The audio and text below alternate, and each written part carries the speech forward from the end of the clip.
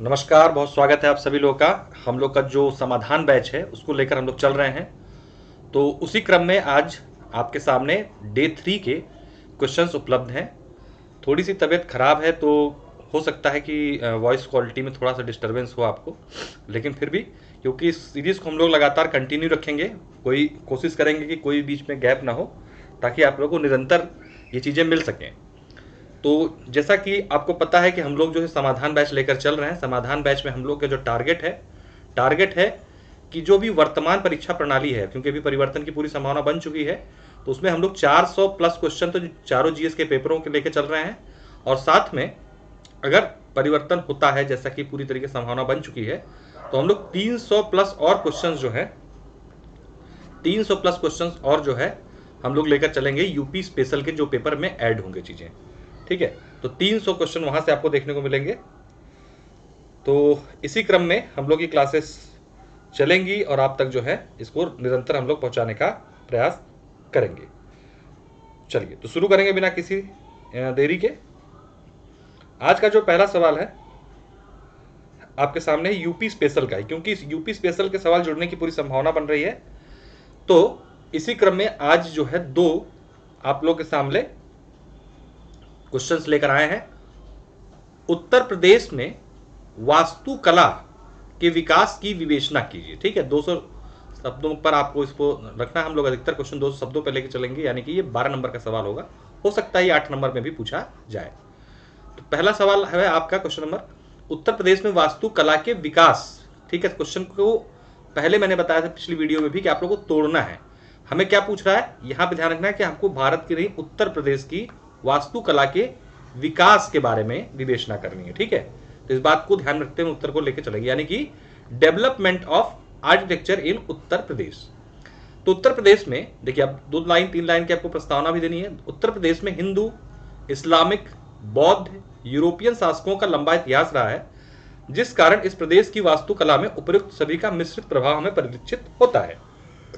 देखिए, जैसा कि इस बार क्वेश्चन यूपी में 2022 में पूछा गया था कि उत्तर प्रदेश के प्रमुख त्योहारों का आप वर्णन करें, तो जब आप ऐसे क्वेश्चन आते हैं ना, तो आप सभी धर्मों का या सभी तत्वों का वहां पे उल्लेख जरूर करें, नहीं तो आप जो है नंबर कटने की संभावना बनी रहती है। ठीक, अब हम आएंगे, देखेंगे वास्तुकला जो है यूपी की कैसे है। आपको हिंदी इंग्लिश दोनों में दिख रहा है। इसी तरीके से हम लोग ग्राफ, डायग्राम और फ्लोचार्ट के माध्यम से आपके पूरे ही 400 क्वेश्चन प्लस एक्स्ट्रा जो भी हम लोग लेकर आएंगे इसी फॉर्मेट में होगा, ताकि आपको सिर्फ हम कंटेंट ना दें, हम कंटेंट को प्रेजेंट कैसे करना है ये भी आपको यहाँ पे बताते हुए चलेंगे इस पूरे प्रोग्राम के तहत।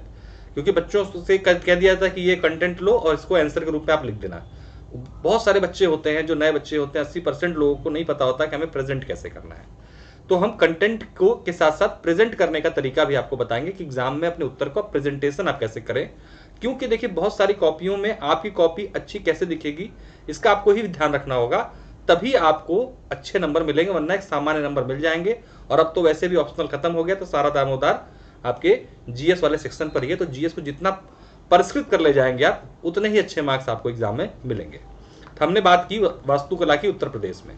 इसमें हमने दिखाया कि किस किस काल में इनका विकास हुआ, गुप्तकालीन, गुप्तोत्तरकालीन, सल्तनत कालीन, मुगल कालीन और औपनिवेशिक कालीन। हमें इन 5 एरा में हमें देखने को मिलता है colonial period, Gupta period, post Gupta period, सल्तनत पीरियड और मुगल पीरियड में हमें हमारे इस प्रकार के वास्तुकला के विकास के क्रम हम कह सकते हैं कि देखने को हमें मिलता है। आपने एक डायग्राम के माध्यम से आपको ये चीजें आपने बता दी। अब हम आके देखते हैं इसके आगे कि गुप्तकालीन वास्तुकला क्या है। तो उत्तर प्रदेश में वास्तुकला की विधिवत शुरुआत जो हमें देखने को मिलती है वो हमें इसी काल में देखने को मिलती है। इसमें देवगढ़ का पत्थर निर्मित दशावतार मंदिर, कानपुर का भीतरगांव का ईंटों का बना मंदिर, ये बहुत ही महत्वपूर्ण है।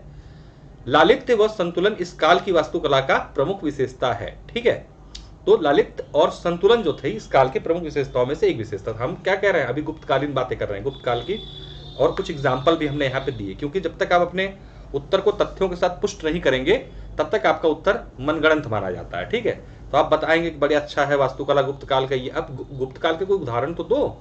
तो आपने 2 उदाहरण बता दिए जो बहुत ही प्रसिद्ध हैं। गुप्तोत्तर कालीन वास्तुकला, इसमें गुर्जर प्रतिहार शासकों व गढ़वाल शासकों के दौरान कला का प्रमुख केंद्र कन्नौज बना था यहाँ पर, ठीक आपने बताया।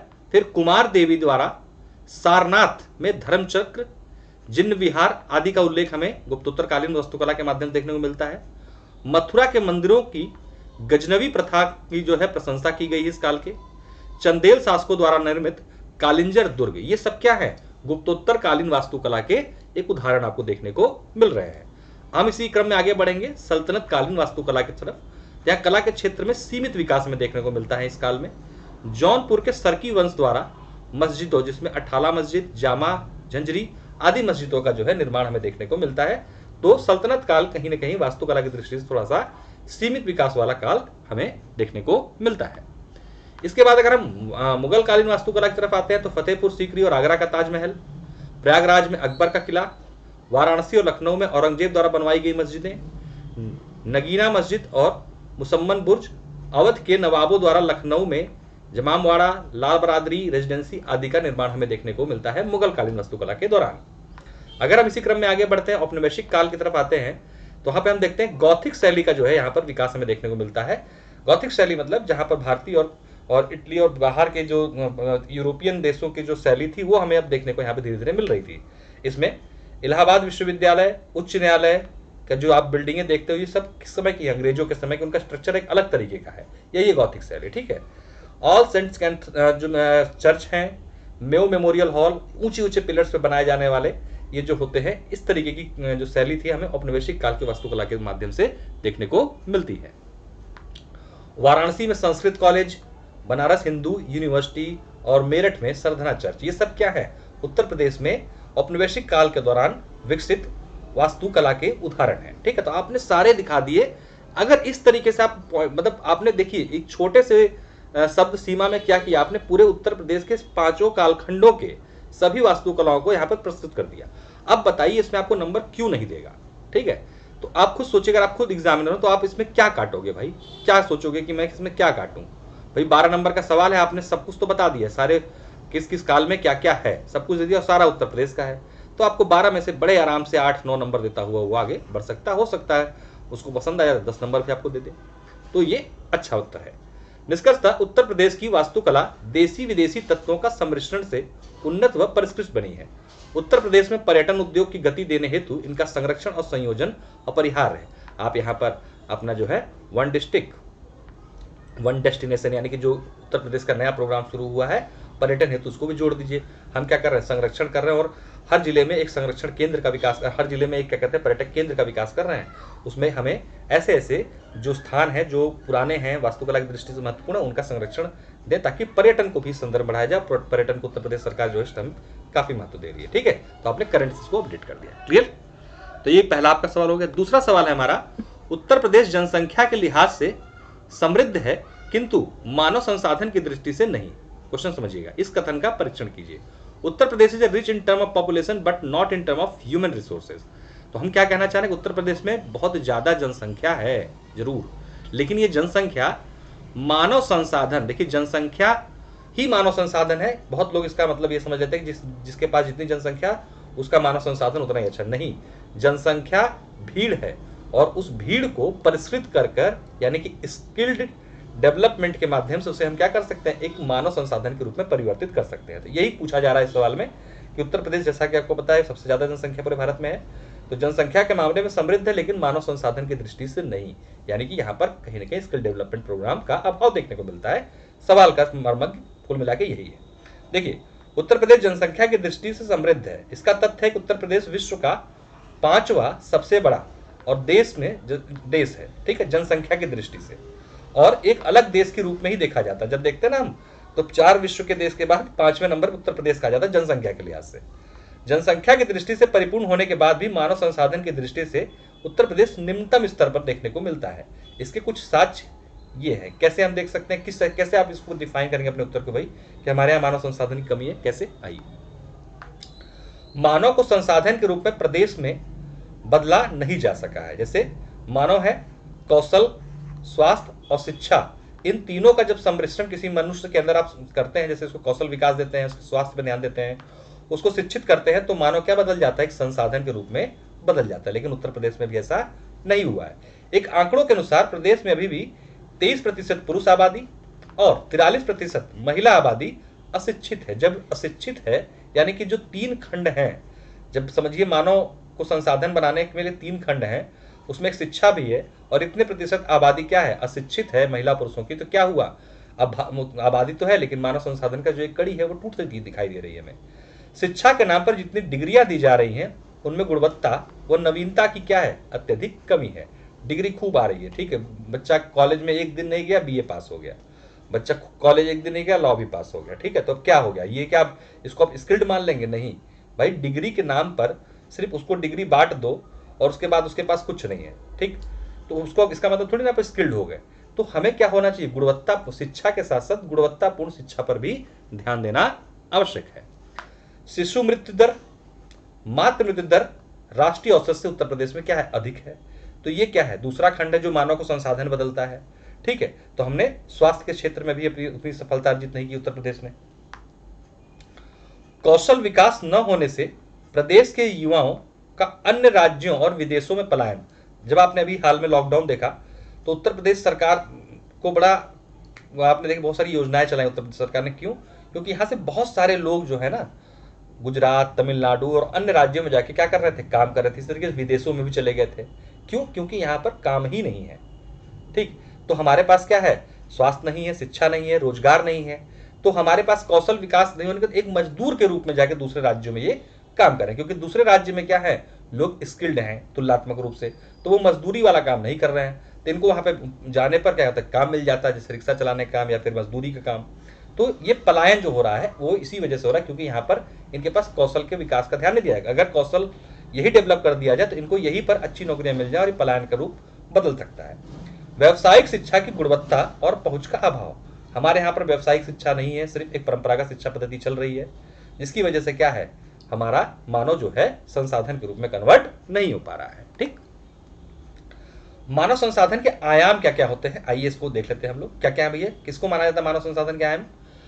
गुणवत्तापूर्ण शिक्षा होनी चाहिए, तभी वो मानव संसाधन के रूप में बदल पाएगा। कौशल विकास किया जाना चाहिए, जैसे भारत सरकार अब क्या कर रही है, कौशल विकास केंद्रों की स्थापना कर रही है।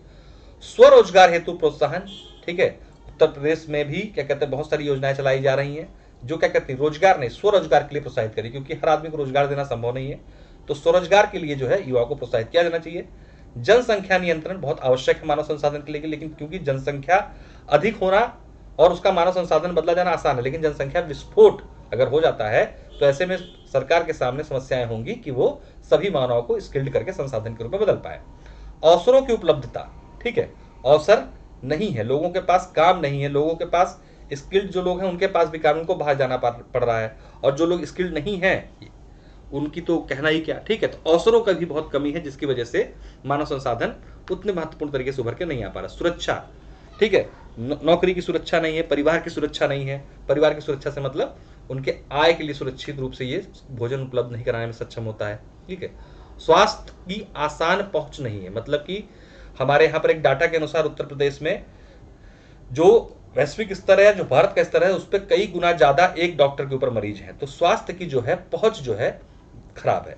तो इजी एक्सेस टू हेल्थ नहीं है, सिक्योरिटी नहीं है, अवेलेबिलिटी ऑफ अपॉर्चुनिटीज नहीं है, population control, self employment, skill development और क्वालिटी एजुकेशन का अगर इन चीजों को हम सही कर ले जाते हैं किसी भी राज्य में, किसी भी राष्ट्र में, तो हम क्या कर सकते हैं, मानव संसाधन को बढ़ा सकते हैं, ठीक है। तो आपने बता दिया ना कि ये चीज होगी तभी मानव संसाधन हो पाएगा। हमने पहले क्वेश्चन के पार्ट में बताया क्या है कि ये कमी है उत्तर प्रदेश में, फिर आपने बताया कि ये होगा तो काम बन सकता है। अब आगे हम बढ़ेंगे कि निष्कर्षतः प्रदेश में जनसंख्या को स्वास्थ्य, शिक्षा, कौशल विकास व प्रोत्साहन द्वारा मानव संसाधन परिवर्तित किया जा सकता है, जिसमें न सिर्फ पूंजी निर्माण होगा बल्कि पलायन व शोषण भी रुकेगा। तो इस तरीके से हम क्या कर सकते हैं, इन आयामों को प्राप्त करके उत्तर प्रदेश में से जो है जो हमारे यहाँ पे पॉपुलेशन है, जो अभी एक समस्या है हमारे लिए, उसको हम एक ह्यूमन रिसोर्स में बदल सकते हैं अगर हम इन क्षेत्रों पर ध्यान देते हैं। अब आपने पूरी चीजें इस क्वेश्चन में बता दी कि भैया अभी तो नहीं है हमारे यहाँ पे, बिल्कुल आपने जो सवाल में पूछा है कि अभी हमारा जो जनसंख्या है वो मानव संसाधन नहीं है, लेकिन हम इन आयामों को प्राप्त करके हमारे यहाँ पे जो जनसंख्या है उसको एक कुशल मानव संसाधन में परिवर्तित कर सकते हैं। इस तरीके से आपने पूरा अपना उत्तर फ्रेम कर दिया।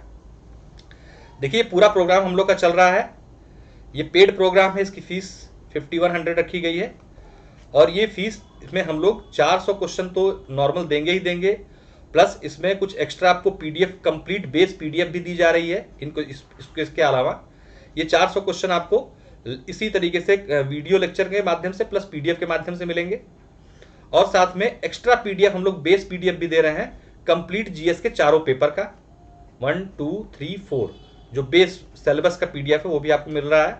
और इसके अलावा अगर मान लीजिए कि पेपर जीएस में 2 और जुड़ जाते हैं जैसा कि सुनने में आ रहा है, तो हम लोग 300 से 400 क्वेश्चन उस पर भी आपको उपलब्ध कराएंगे, वो भी इसी में इंक्लूड होगा। ठीक, लेकिन अगर इसके ऑफिशियल होने के बाद इसकी फीस बढ़ाई जाएगी, लेकिन वर्तमान में जो लोग शामिल हो जाएंगे वो इसी फीस में इसको भी प्राप्त करेंगे। तो हमारा टारगेट रहेगा कि जो भी पेपर जुड़ेंगे 2, उसमें भी हम लोग 300 से 400 क्वेश्चन आपको उपलब्ध करा दें, नए जो भी सिलेबस में जुड़ेगा उस पर रिसर्च करने के बाद। बहुत ही मेहनत से, बहुत ही पूरी टीम के साथ हम लोग जो है इस कंटेंट को लेकर आ रहे हैं। रिफाइंड कंटेंट है आप लोगों के लिए। इसके माध्यम से कंटेंट के साथ साथ आप कैसे उत्तर को लिखा जाता है वो भी सीख सकते हैं और एक बेहतर कंटेंट को भी इस्तेमाल कर सकते हैं। कोई भी डाउट हो, आप एडमिशन लेने के संदर्भ में कुछ भी इन नंबरों पर संपर्क कर सकते हैं और बिना देरी के बैच ज्वाइन कर सकते हैं। 3rd डे है, कुछ दिन तक हम लोग की क्लासेस ही फ्री डेमो के आएंगी, उसके बाद ये फिर जो बच्चे समाधान बैच में जुड़े हुए हैं उनको ही ये मिलेगा। ठीक है, तो ये समाधान बैच है आप लोग के लिए, बहुत ही शानदार तरीके से लेकर चल रहे हैं। कोशिश करेंगे कि इतना पढ़ने के बाद आपको किसी किताब का कोई पन्ना भी ना पढ़ना पड़े। इसमें करंट भी अपडेटेड होगा, ध्यान रखिएगा। जो पेपर 3, 4 में करंट के क्वेश्चंस आते हैं वो भी यही से मिल जाएंगे आपको, और कहीं भटकने की आवश्यकता आपको नहीं पड़ेगी। 3 दोनों नंबरों पे आप संपर्क कर सकते हैं, कोई डाउट हो पूछ सकते हैं। बहुत बहुत धन्यवाद, नमस्कार।